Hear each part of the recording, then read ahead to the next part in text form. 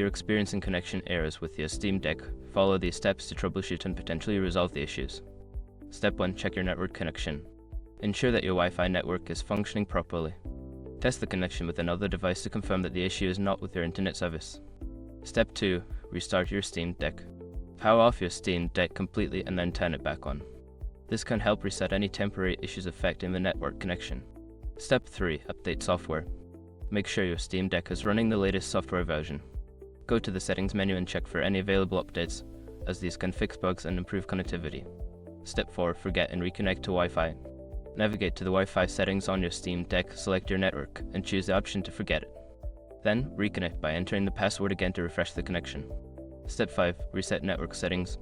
If the problem persists, consider resetting the network settings on your Steam Deck. This will remove all saved networks and settings, allowing you to start fresh with your connections. By following these steps, you should be able to troubleshoot and resolve connection errors on your Steam Deck.